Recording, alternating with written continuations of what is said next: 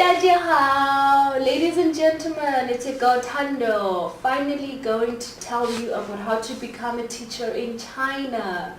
So today I'm going to tell you about the basic documents that you need to start your process in applying. So now the first thing that you need is to have a degree in your own name. Now don't worry about diplomas and certificates. I don't know much about it, but I know that China in specific, they want degree and higher education. With diplomas and certificates, they don't really consider them, but you may have heard that there are some people here who have a diploma or grade 12. Now, I am not going to dwell on how they actually managed to get themselves in China, but I'm going to tell you about what I know and what is legal and what will make you feel better, because you don't have to look over your shoulders when police come to your school and they want certain documents. So as I mentioned, you need a degree. This degree doesn't have to be on teaching, it can be anything. For instance, I did biomedical science, but since it was a degree of higher learning in a university or in an institute, it doesn't have to be a university really, but it must just be accredited university or college, anything. So I was eligible to come to China because I had a degree. Now after that, you need to do a course, a short course, but there's different types of courses that you can do. The one that I did is called TEFL, T-E-F-L, which stands for Teaching English as a Foreign Language. Now, the one that I have is the most basic one. So this certificate allows you to teach children from the ages of 3 years old to 15 years old. You are not allowed to, as you are not trained, so you cannot teach adults or in universities, people who are over the age of 21, to be specific. So this course is 120 hours. I did it at the comfort of my own home, and I did it through an agency. So now what happened is you can do the TEFL course at your own time with your own money, and you don't have to be involved with any agencies. But what they do is help you, they actually hook you up with the school during the process of you doing your course. This course is very easy. As I said, it's 120 hours. You can do it at home and they send you the certificate.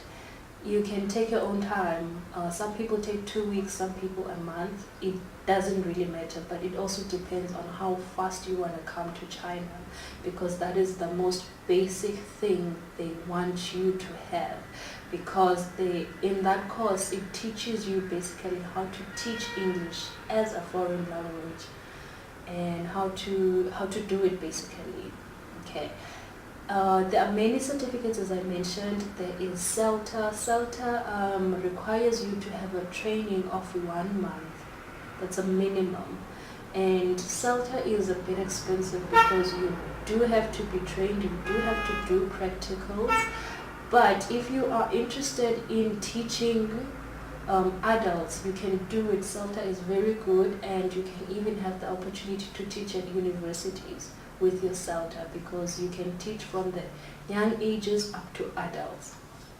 Okay, now I mentioned 2 documents, a degree and a TEFL certificate. Now upon your application, you will need to do a police clearance. Now, a police clearance is something they really need in China, as you can hear from the word police clearance. So you will go to your nearest police station and they will take your fingerprints.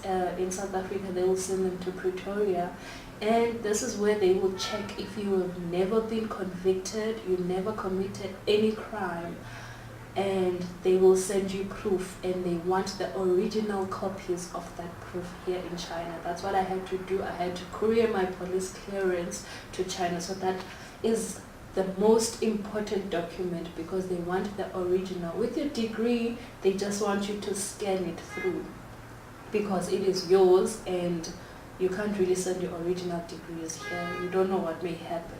But otherwise, when you do come, they do want you to come with your original copies. So original copies of your degree and your certificate, TEFL certificate, they always stay with you. But police clearance, since it's an ongoing thing and it expires after 2 months, I think in South Africa, they want the original document. They want to see the stamp from our police department, and yes, they check everything. After the police clearance, some schools, they require you to do a medical examination. Now this is where they will send you a bunch of tests that you need to take.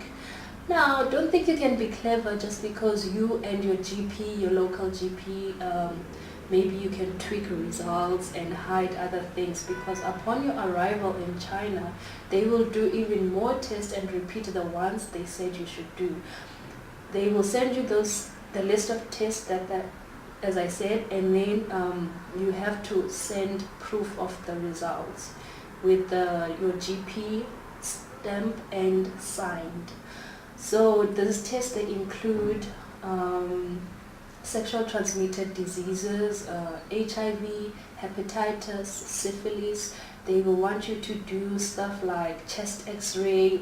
I'm sure they're checking for TB, and they will want you to do a cardiac examination where you will check if you are not prone to any heart diseases.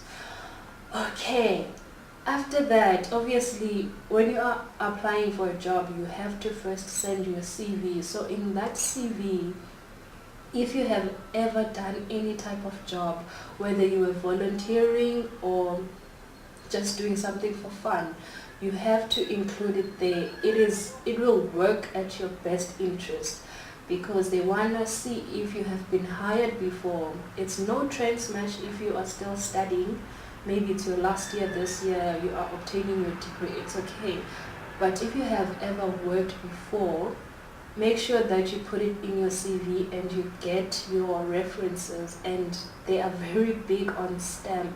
They don't just want you to write Mr. So-and-so from this company and they sign and their number, because some of them, they don't really call, but if they see that there's a company stamp, if you worked at KFC, then they want to see KFC stamp, then they know it is legit like that.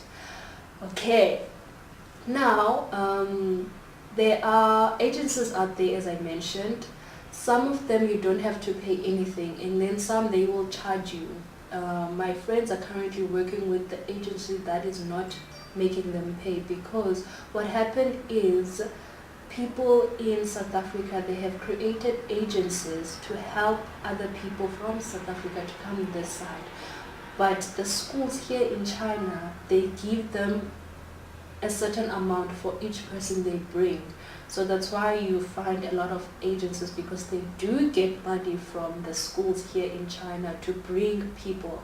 For example, if I can also bring a friend to come and teach here in China, they will give me some money just for bringing them business, really. Okay, as they also do pay you if you bring children and whatnot. So it's some form of commission money. Okay, just be careful who you work with. Do your research.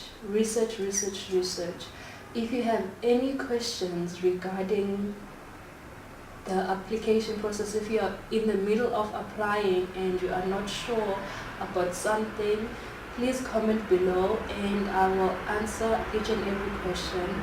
If you have anyone who would be interested, do tell them. You can also find me on Instagram, and yes, I think that's where I can answer most questions and see if I can actually give you more details about me, and then we can talk. I am not paid, but I will link a few resources that has helped me in the process of coming to China. There's a Facebook page which is very good.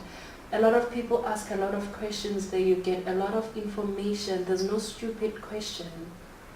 Or maybe there are some stupid questions, but they give you a lot of information. It's sort of a community anything that you want to know about coming to China, bad experiences, people who have experienced bad experiences. There are people who are warning you of certain things, because what is happening now, most of the people are coming to China illegally. Oh wow, I forgot to mention. When you are applying, make sure that you apply for the correct visa. China has different visas for different reasons. So if you are a tourist, you do get a tourist visa. If you're a student, there's a student visa, and if you are working, you get a work visa, which is a Z visa, which I am currently using. So just be careful when you are applying for a visa. Ask questions, read, don't just sign anything and pay for everything. Make sure you read and liaise with your school. Is this the correct visa? If you don't have anyone you can trust, make sure that you talk to your school when they do make contact with you and you get the correct visa. Otherwise, you will get deported. They are very strict now on foreigners.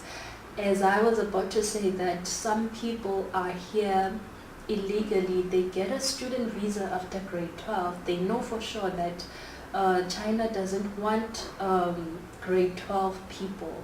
They want a degree of higher education. So there are people here who have their grade 12. They are working. I understand we all need money, but sometimes you need to be careful. At this moment, China is just deporting these people back home. So there's no harm done, but who knows what's going to happen to someone else. So they get those student visas. They say they're coming to study in China, but they are not. They're actually coming to work. And some schools, they do support that because they are so desperate for teachers. There are some countries that I am really not sure about, but if you do your research, I'm sure you will get your answers. If you don't have a degree, there are some countries which allow you to teach there without a degree. Yes, so please do your research and make sure that you ask a lot of questions. As I said, there is no stupid question. Coming to China is no child's play. There's no family here. You don't have your mother, your father anywhere near you, okay? Even though there's more South Africans here, they're not your family. So you at least need to be at ease about your documents. You are not going to get in trouble about simple things that you can fix. So do the right thing. Subscribe, share my video, and comment about any questions you want to ask, and see you on the next video. Thank you for watching.